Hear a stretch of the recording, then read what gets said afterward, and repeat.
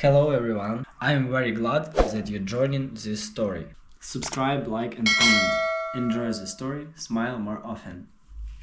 He looked me dead in the eyes and said it like he was asking me to pass the ketchup, like the words didn't sting or carry the weight of years I'd fought through just to get to that exact moment.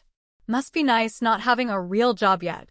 I was still holding the envelope from Columbia's School of Medicine in one hand, creased now from how tight my grip had gotten, and for a second, I forgot how to breathe. The air got thicker. My vision narrowed. My brother, Jake, just stood there, chewing his microwaved chicken parm like nothing monumental had just happened. And I just stood there, trying not to scream. I should have expected it. That was always Jake's style. Dress down jabs with a smile, the kind that leave bruises under the skin but never show up on x-rays. He was the golden son of the family, the one who stayed close to home, took over Dad's garage after he died, married his high school girlfriend and had 2 boys by the time he was 29. He was dependable, rough around the edges, and as rooted in our small Pennsylvania town as the trees lining Main Street. Meanwhile, I was the one who ran off, who kept bringing home books instead of babies, chasing degrees while working shifts at the diner just to pay rent in a shoebox apartment in New York. The truth is, Jake never outright said he hated what I was doing. He just made sure I knew he didn't think it mattered. Every holiday dinner was a landmine of backhanded compliments. Oh wow, still in school? Must be nice not paying real bills yet, and offhand remarks about how I should try real work like rebuilding carburetors or balancing business books. And Mom? She never stopped him. If anything, she played the referee. He's just teasing Emily, even though I was bleeding inside. When I opened that envelope from Columbia, I cried in the bathroom for 15 minutes. Not because I got in, I knew I'd get in. I cried because I had no one to call. Jake would make a joke, and Mom would say something about how hard med school must be on the soul. My dad would have known what to say, but he'd been gone since I was 16, and Jake picked up the role of man of the house like he'd been waiting for the title. So yeah, I expected a shitty reaction from him. But hearing it, seeing the smirk, the flicker of amusement in his eyes like he was genuinely impressed with himself, was a different kind of hurt. I didn't yell. I didn't cry. I just stared at him for what felt like years and nodded. And right then, I made a silent promise to myself. I'd shut him up, not with fists, not with screams, but with everything he said I wasn't. It wasn't about revenge. Not really. It was about reclaiming the space I'd been denied at every family dinner, every Christmas, every conversation where Jake got to be the one who held things together while I was the smart but flaky one who was always chasing her next degree.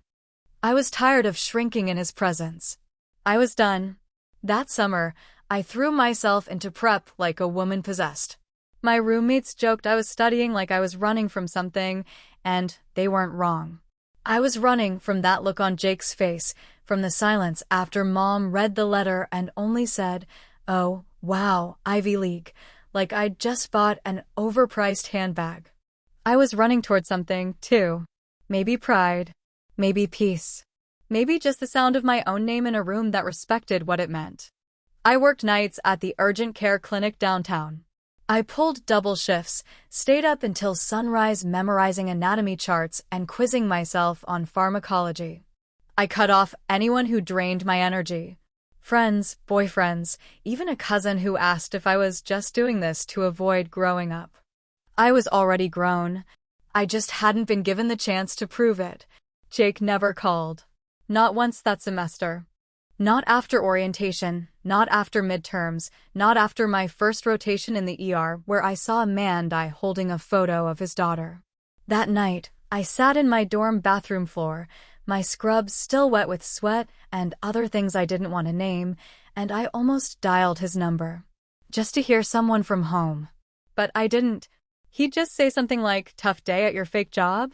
Every time I thought about quitting, and there were many, I'd hear his voice. Not the real one, the version of him that lived in my head, laughing while I cried in silence. And I'd double down. I wasn't just going to finish med school. I was going to crush it.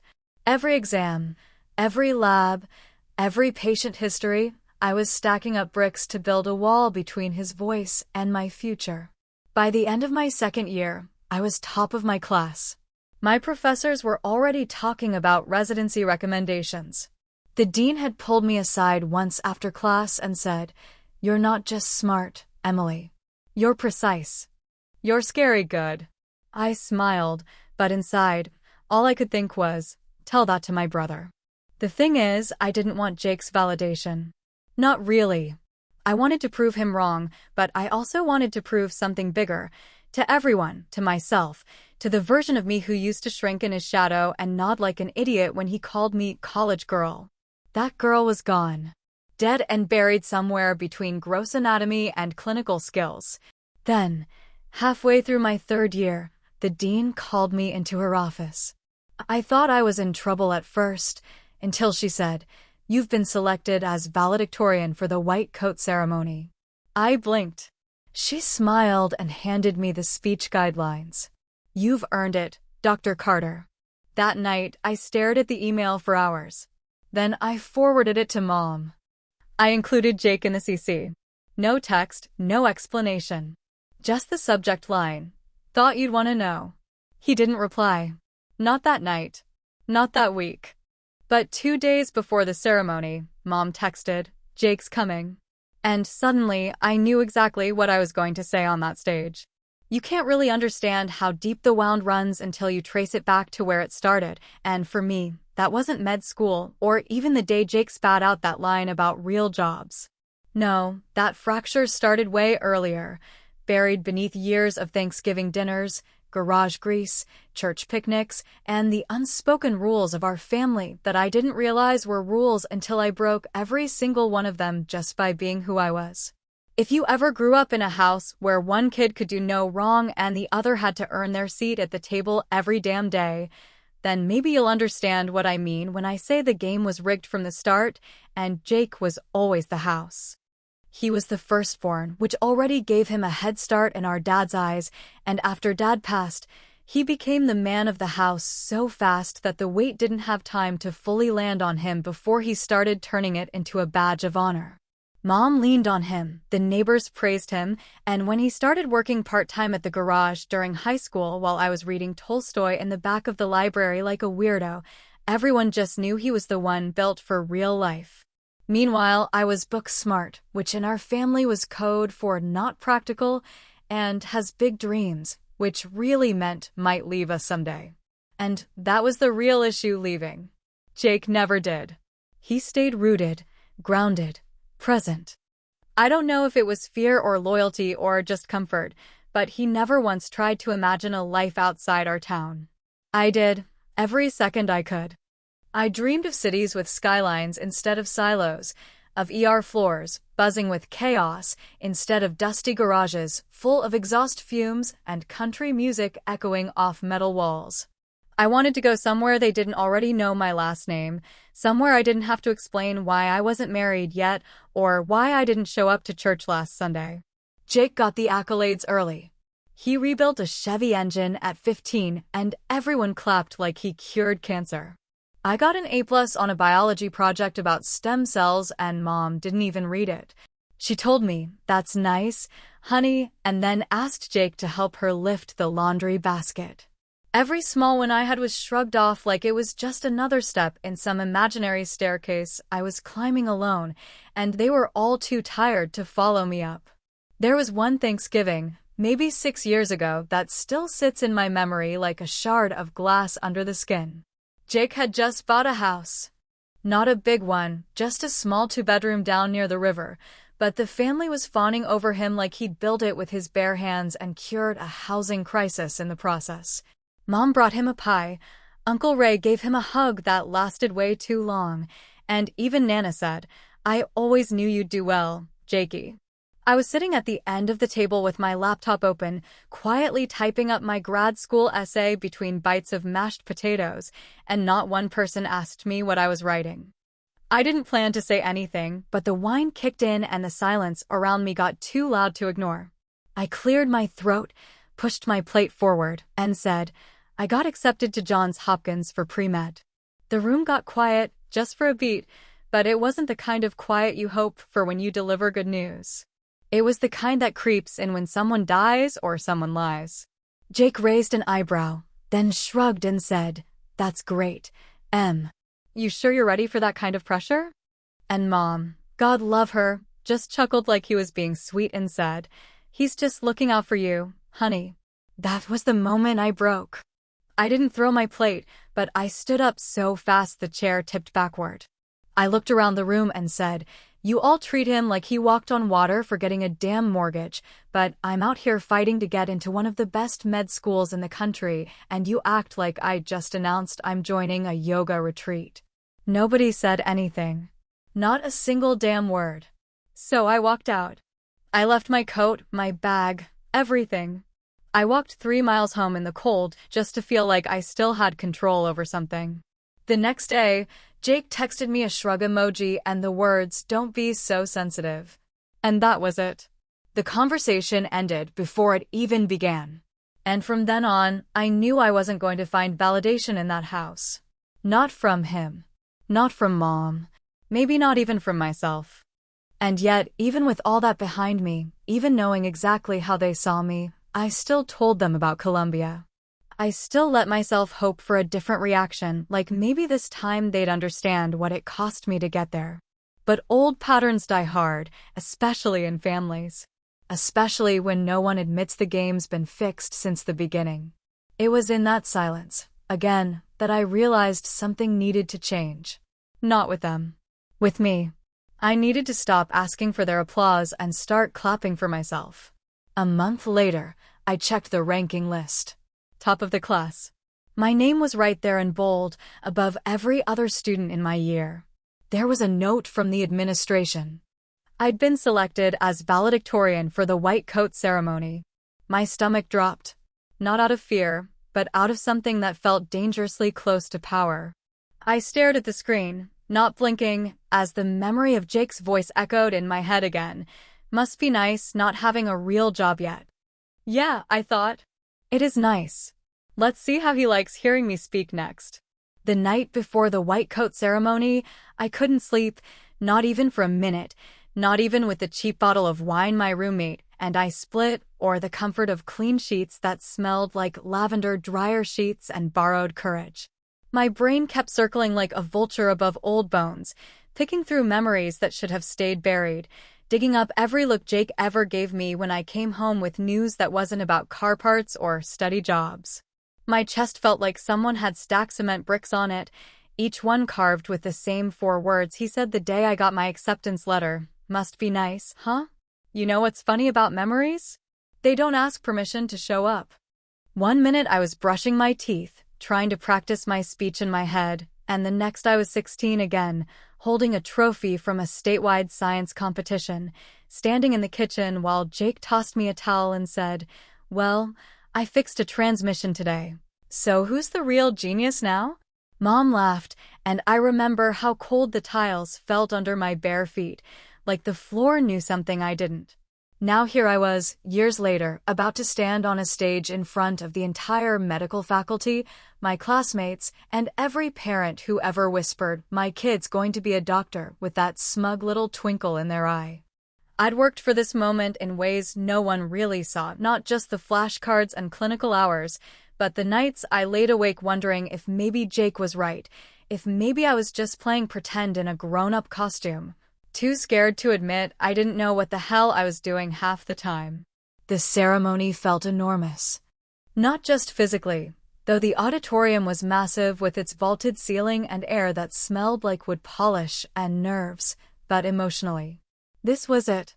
This was the moment I had imagined every time I swallowed a bitter comment, every time Jake called me college Barbie or asked how much more student debt I was planning to collect before I figured life out.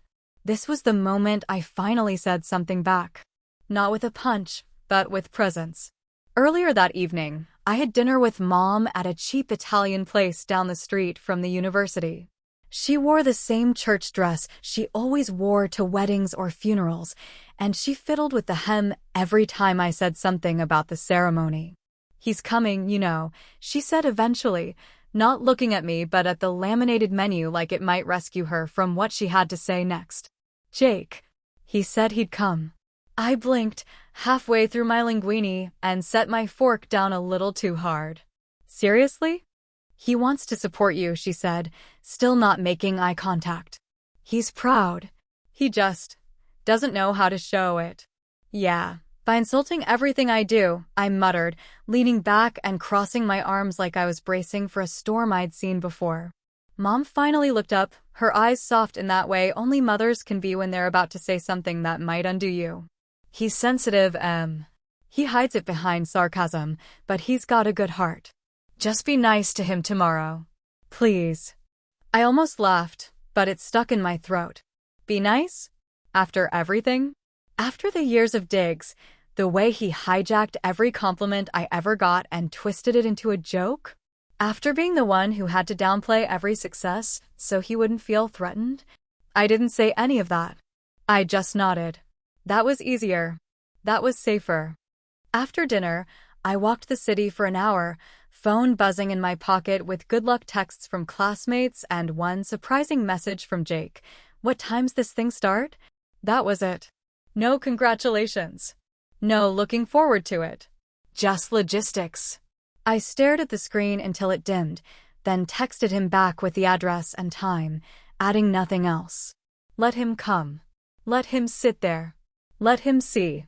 Back at my apartment, I stood in front of the mirror, holding the white coat like it might vanish if I blinked too fast. It was heavier than I expected, not just the fabric, but the symbolism of it. All the sacrifice. All the debt. All the long hours and worse days. All the doubt swallowed down and shoved aside for the chance to one day walk into a room and be someone who helps, who heals, who matters. I practiced my speech again, this time out loud, hands shaking a little. I'd rewritten it 3 times, each version angrier than the last, until I settled on something true but controlled. There were lines in it only Jake would understand, little barbs hidden beneath clinical gratitude and polished metaphors. A scalpel wrapped in a smile. He didn't know I was the speaker. That was going to hit like a punch to the ribs, and maybe that made me petty, but I'd earned my pettiness the hard way. And still, underneath all of that, beneath the fire, the pride, the building tension, was something else I didn't want to name. Fear. Not of failing, not of speaking, but of what it would mean if even this didn't make him see me. What if I stood up there and poured my heart out in front of the people who'd become my tribe, and still, Jake looked at me with that same smirk, that same shrug, that same dismissive flick of the chin that had haunted me since we were kids. I didn't have an answer. And I wouldn't get one until tomorrow. But I knew this much. When I stepped on that stage, it wouldn't be just for the med school version of me. It'd be for every version. The little girl who never got asked how her day was, the teenager who shrank in Jake's shadow, the woman who finally realized she didn't need his approval to shine. Tomorrow, he'd find out who I really was. And I wouldn't have to say a damn word to prove it. The morning of the white coat ceremony, I woke before the sun even had the decency to rise, lying in bed with my eyes wide open, listening to the anxious rhythm of my heart pounding like it was trying to crawl up my throat and out of my body. It didn't feel real yet, not the coat hanging on the back of my door, not the speech tucked into my tote bag, not the fact that in a few hours I would be standing in front of nearly 200 people, many of whom would be waiting to hear something polished, profound, and inspirational, and one of whom would be Jake. I got dressed slowly, like I was suiting up for war instead of a ceremony, each movement deliberate, steady, practiced. My hands shook when I buttoned my blouse, but I didn't let myself stop. I pinned my hair back, checked for flyaways, and stood in front of the mirror just long enough to tell myself, "You earned this." I said it out loud 3 times, like a chant or a spell, and then I slipped on the white coat and stared at my reflection until the woman looking back at me no longer felt like a stranger. The auditorium buzzed with the kind of energy only high-stakes ceremonies carry, the rustle of nervous hands adjusting lapels, the quiet clearing of throats, the whispering parents, the camera flashes, the swell of classical music looping softly in the background. I scanned the rows as I took my seat up front with the other honorees, my eyes flitting past familiar faces until they landed on one that made my stomach clench like a fist. Jake was sitting 3 rows back, arms folded across his chest, jaws set in that way he always did when he was trying not to show emotion. He looked uncomfortable, slightly out of place, like he wasn't sure why he came. Mom was next to him, her hands in her lap, her smile tight and polite like she'd just convinced a dog not to bite someone. The dean opened the ceremony with the usual speech about sacrifice, about healing, about what it meant to wear the white coat with integrity. I barely heard a word of it. My ears were buzzing, my fingers cold and twitching in my lap.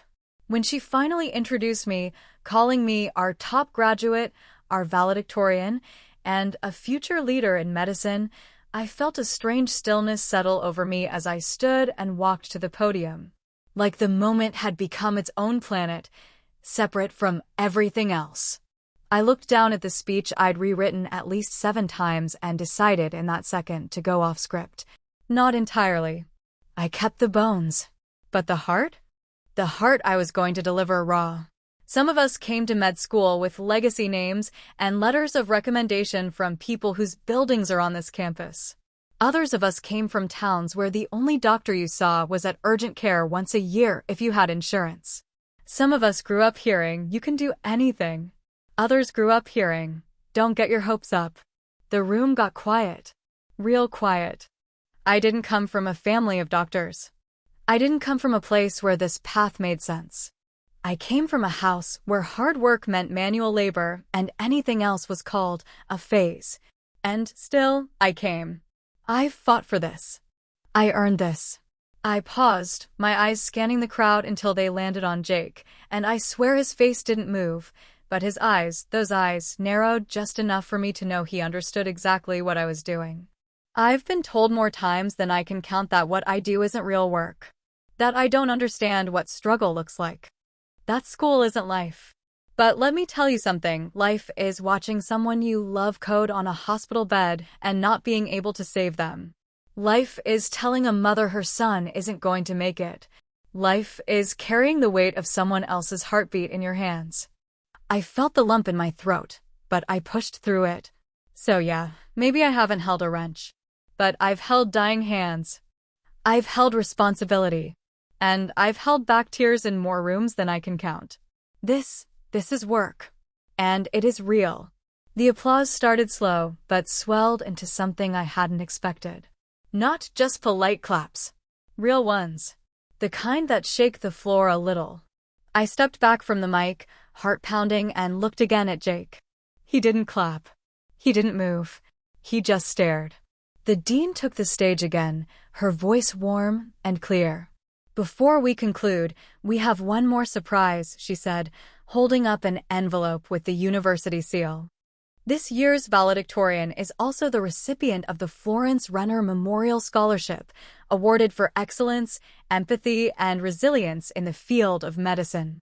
The audience applauded again as she called my name, and I walked back up to receive it, hand shaking slightly as I took the envelope and shook hers. I looked out into the crowd once more as cameras flashed and people clapped, and my eyes landed on Jake again, his face tight, unreadable. As I walked down the stage steps, I passed the 3rd row and stopped directly in front of him. I leaned in just enough so he could hear me and said, "Still think this isn't a real job?" He didn't say a word. He didn't even blink. He just stared back, his mouth pressed into a flat line, arms crossed like a shield. And that silence? That was louder than anything he could have said.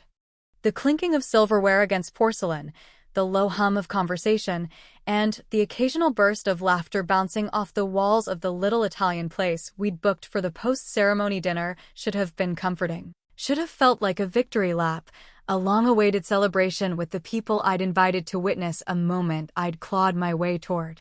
But no matter how many times my wine glass was refilled or how brightly someone complimented my speech, all I could think about was the empty chair at the far end of the table, the one I'd saved without even admitting to myself that I had. It sat there like a wound nobody wanted to look at directly, perfectly set with a folded white napkin, a gleaming water glass, and a menu no one would touch. It was supposed to be Jake's. I had told myself, naively, maybe stupidly, that he'd come. Not just to the ceremony, but to this. The dinner. The celebration. The moment after the applause where we all exhaled and shared breadsticks and too much pasta and maybe, if we were lucky, some peace. But his seat stayed cold and untouched, a quiet reminder that no matter how big I got, there were places in my life where he still refused to show up. Mom didn't mention it. Not once. She just smiled tightly across the table at me, dabbing the corner of her mouth with a napkin every few minutes like she was buying time between holding back words she didn't want to say. My cousin Allie, who drove in from Jersey, talked a mile a minute about how proud she was, how she always knew I was destined for something more, and how she couldn't wait to brag about me to her coworkers who were all dumb as rocks, but obsessed with Grey's Anatomy. I laughed politely, but inside I kept checking the entrance like I was waiting for a storm to blow through the door. And beneath it all, under the layers of claps and speeches and warm bread, was a growing sense of disappointment that I couldn't quite swallow. It wasn't just that Jake didn't come. It was the fact that a part of me, despite everything, still wanted him there. Still believed, even after all the years of digs and silences, that maybe something about that ceremony had shifted something in him. That maybe hearing my speech, watching me take that scholarship, seeing the way strangers treated me like I mattered, would have cracked that armor he wrapped himself in. But no, he left right after. I saw him slip out of the row during the final group photo, that same stiff posture, that same unreadable face. Like I hadn't just laid my soul bare in front of hundreds of people. Like I hadn't stood 10 feet from him and said, finally, I deserve to be here. The dinner kept rolling. Glasses clinked. Plates emptied. Someone ordered tiramisu. But I couldn't stop staring at that chair, wondering if anyone else noticed the way it gutted me. Wondering why the absence of one person could drown out the presence of so many others. Childhood memories surfaced without warning, me and Jake playing tag in the backyard until we collapsed in the grass, him helping me sneak cookies after bedtime. The rare soft moments when we were just kids and not adversaries in a family that never really knew how to hold more than one kind of pride at a time. There was one Christmas when I was 11 and got a microscope set I'd begged for all year. Jake, 13 and already growing into his father's footsteps, took one look at it and muttered, "Great, now she can look at germs instead of people." Everyone laughed. I laughed too back then because I didn't know what else to do. I laughed even when it hurt. That's what being the second kid does to you sometimes. It trains you to smile through the sting so you don't rock the boat. But I wasn't 11 anymore. And tonight, I wasn't smiling. After dinner, while others hugged and took selfies and promised to keep in touch, I stepped outside into the cool night air, my hands tucked into my coat pockets, the ache in my chest settling like dust. I stood there under a flickering street lamp, the sounds of celebration still echoing behind me, and finally pulled out my phone. No messages, no missed calls. Just an empty inbox, mirroring that empty chair. I should have known better than to expect anything else, but I guess that's the curse of family. You can know exactly who someone is and still find yourself hoping for a version of them they'll never be. I started scrolling through old photos, ones I hadn't looked at in years. Jake as a teenager, covered in grease, grinning after fixing his first engine. Jake at Dad's funeral, too stoic to cry but squeezing my hand so hard it left a mark. Jake at my high school graduation, standing at the back, arms crossed, pretending to be bored. It's like every milestone in my life came with a side of him standing just out of reach, close enough to cast a shadow, never close enough to share the light. The phone buzzed in my hand, sudden and sharp, dragging me out of the past. It was a text. From him. 2 words. Hope you're happy. I stared at it for a long time, unsure whether to laugh, cry, or throw the damn thing into the gutter. It wasn't a question. It wasn't even sarcastic. It read like a statement laced with bitterness, like something spat through clenched teeth, typed in a moment of silence he didn't know how to fill. And for a second, I almost replied. I almost told him how hard it was to smile through an empty seat. I almost asked him why showing up was always too much. I almost reminded him that I had spent years trying to be seen, only to realize I was invisible by choice, not by accident. But I didn't reply. Not because I didn't have words, but because, for the first time, I didn't owe him any. Time is a strange thing when you're waiting for something to crack, especially when the silence isn't just absence but active, loud in its refusal to speak, to explain, to fix.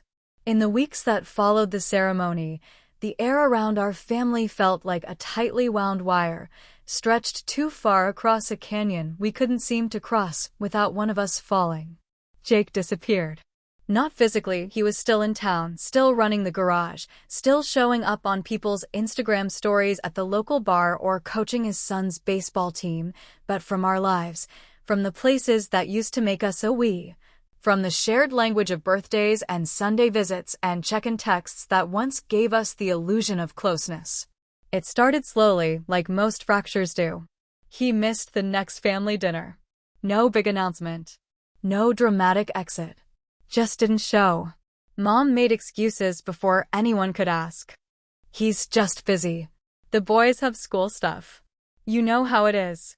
And everyone nodded because it was easier than asking real questions, easier than acknowledging that maybe something important had broken, something heavier than pride or ego, something no one knew how to repair. I didn't hear from him, not even a follow-up to that pathetic little text he'd sent the night of the ceremony. Hope you're happy. The message sat in my phone like a bruise I kept pressing, just to see if it still hurt. And every time I opened my messages and saw the thread empty, cold, unfinished, it did.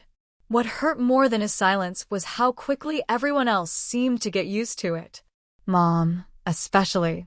At first, she pretended like nothing had changed, kept inviting us both to the same things, kept putting both our names on group texts, like she could will the distance away through sheer force of maternal stubbornness. But as the weeks dragged on and Jake kept not showing up, something in her shifted. She got quieter, more brittle around me, like she couldn't look directly at the tension without blaming someone, and since Jake wasn't around to carry his share, I became the obvious target. One Sunday afternoon, she stopped by my apartment unannounced with a Tupperware full of soup and an expression I recognized immediately, guilt, dressed up as concern. "You've lost weight," she said the moment I opened the door. "I'm in rotations," I replied, already tired, already on edge. "I barely have time to eat." She stepped inside like she owned the place, like she had a right to occupy the same emotional space she'd once abandoned every time Jake insulted me with a smirk and she laughed instead of defending me. We sat on the couch in silence for a minute before she finally sighed and said, "He's really hurt, Em." I don't think he expected that speech. I blinked, stunned into silence for a second, then turned to look at her like she had just admitted to watching a fire and complaining about the smoke. "He's hurt?" I asked, incredulous. "I'm sorry, did I imagine all the years of him calling my work fake and my education a waste of time?" Mom looked away, eyes fixed on the coffee table like it might save her from saying what I already knew she believed. "He didn't mean it like that. He feels like you were attacking him." I stood up then, too angry to keep still, too tired to keep being the one who always had to explain herself. "I didn't use his name. I didn't mention him once. If he hurt himself in my speech, that's on him, not me." She didn't reply, just tightened her jaw and smoothed a wrinkle in her pants like we were in a waiting room instead of my damn living room. "That ceremony wasn't about him," I added. "It was about me finally taking up space.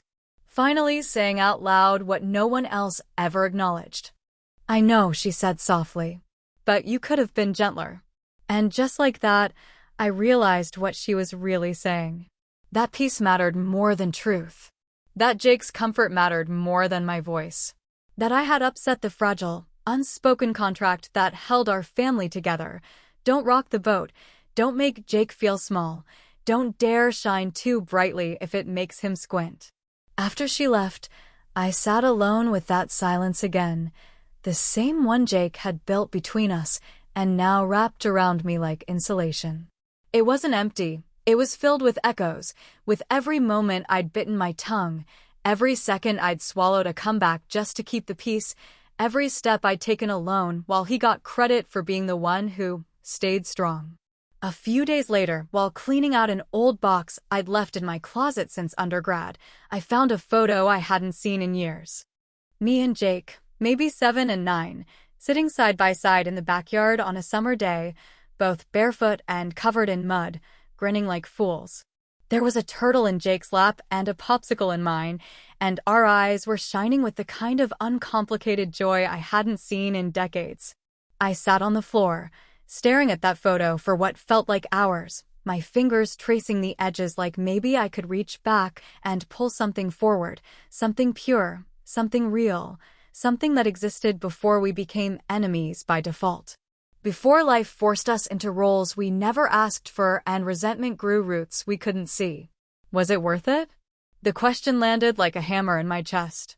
Was all of it, every late night, every accolade, every carefully chosen word in that speech, worth the wedge it drove deeper into my family? I didn't have an answer, but I knew the question wasn't going anywhere. It was one of those nights where the city felt too quiet, like the buildings were holding their breath and the hum of life had dipped just below audible, leaving behind only the faint sound of my own heartbeat and the soft shuffle of late autumn wind dragging leaves across the pavement outside. I was sitting at my desk, half reading a paper for my upcoming cardiology rotation, half dozing with my head resting in my palm, when my phone lit up with a number I hadn't seen flash across the screen in months. No name, just digits. But I knew who it was before I even picked it up. Jake. There was something about that name showing up, unannounced, uninvited, and entirely unexpected, that sent a jolt through my stomach like I'd swallowed a bolt of electricity. For a second, I considered letting it go to voicemail, pretending I didn't see it, telling myself that I was too tired or too busy or too anything to deal with him tonight. But then I heard our mom's voice echo in my head, "He's just sensitive," and that familiar cocktail of guilt and curiosity took over. So I answered. At first, I could barely understand what he was saying. His voice was slurred, thick with something that sounded like whiskey and regret, and the background noise was muffled but unmistakable. A jukebox, laughter, the occasional clink of glass. A bar, obviously. Jake didn't waste time with pleasantries. He never had. Instead, he launched right into what I can only describe as a monologue disguised as conversation, the kind that starts with sarcasm and ends somewhere much darker if you're not careful. "Well, look who answered," he said, already mid-drink by the sound of it. "Dr. Carter. Or should I say, what's the term, esteemed fucking valedictorian." I didn't say anything. I just let the silence answer for me because I knew better than to feed the sarcasm. Let it burn itself out. That was always the game with Jake. "You know," he continued, not missing a beat. I watched the video. "Someone put it on Facebook. Your little speech. Pretty good. Real poetic. Especially the part where you basically called me a loser without saying my name." I rolled my eyes even though he couldn't see me. "I never mentioned you, Jake." "Didn't have to," he shot back. "Every word was about me." I should have hung up. Should have said I was tired or had a shift in the morning, or that I didn't have space for his guilt disguised as anger. But something kept me on the line. Maybe it was the way his voice cracked just a little on that last sentence. Or maybe it was the fact that I'd spent so long waiting for this call that now that it was happening, I couldn't bring myself to end it. He went quiet for a beat. Then, in a voice I barely recognized, low, shaky, stripped of its usual bravado, he said, "You know, after Dad died, everybody expected me to just hold it all together. Be the man. Fix things. Provide. Protect." I was 13, Emily. 13. I didn't know how to fix anything. But I tried. I tried so hard. I didn't move. Didn't speak. Just held the phone to my ear like it was a lifeline. And then he went on, you just took off. College, New York, med school. I stayed, and you left. And everyone looked at you like you were some kind of goddamn miracle, and I was just the guy who changed oil. There it was. Not a punch. Not a scream. Just the truth. Bitter and messy and soaked in alcohol, but true all the same. He wasn't mad because I succeeded. He was mad because my success made his sacrifices invisible. I didn't leave to hurt you, I said quietly. I left because I couldn't breathe there. I know, he whispered. But it still felt like abandonment. The line went silent again, both of us sitting in the weight of what had just been said. Years of unspoken resentment uncoiled between us like a rope finally slackening, not gone but no longer strangling us. You know what the worst part is? He said, and this time his voice cracked fully, no bravado, no armor. I always thought you were the favorite, the smart one, the special one. But I didn't hate you for it.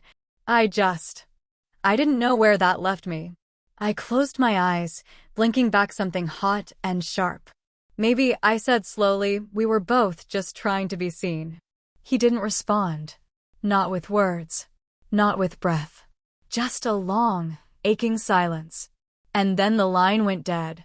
No goodbye. No click. Just gone. I stared at the phone for a long time after, the screen black and empty in my hand. Part of me wanted to call him back, to say more, to dig deeper now that the surface had finally cracked. But another part of me knew that whatever needed to be said tonight had already been said, in its own imperfect, drunken, devastating way. Sometimes the truth doesn't come with closure.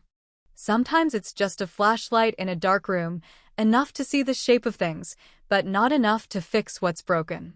And sometimes that has to be enough. You'd think that after finally arriving where you fought so hard to be, after all the years of climbing and struggling and proving and repeating yourself just to be taken seriously, there would be a moment, some sharp, cinematic instant, where it would all finally feel worth it. Some breath you could take, some quiet place in your chest where peace could settle in like dust and just stay. But that moment never came for me, not really. Instead, what came was more work, more hours, more patience, more emergencies, and more silence from the person whose approval I never stopped chasing, even when I told myself I didn't need it anymore. By the time I officially became a resident, the white coat no longer felt foreign or heavy. It had become part of my body, an extension of who I was and who I had to be. Long shifts in the ICU, endless charts, codes at 3 a.m. that left my hands trembling even though I kept my voice steady. I got used to the blood. I got used to the fear. I got used to the small, quiet victories that came not with fanfare, but with the steady beep of a heart monitor resuming its rhythm after you've done your job right. I also got used to Jake not being there. Not for my graduation. Not for my move into the city. Not when I bought my first car or moved into my tiny but mine apartment just blocks from the hospital. He faded out in degrees, like a radio signal growing weaker with each mile until it was just static in the background. I stopped trying to reach out after a while, not out of anger, but because trying felt like lighting a match and tossing it into the wind, hoping it would start a fire where there was no fuel left.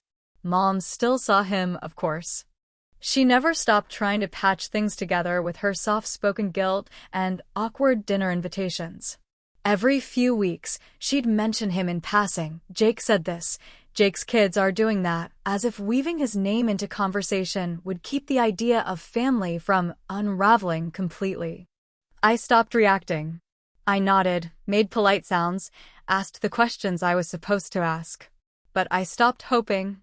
There were nights I would come home from a shift so drained that even peeling off my scrubs felt like a battle, and in those moments, when the city was asleep and I could hear the faint rattle of pipes in the walls, I would remember that speech, my speech, the one that made people cry and clap and call me brave.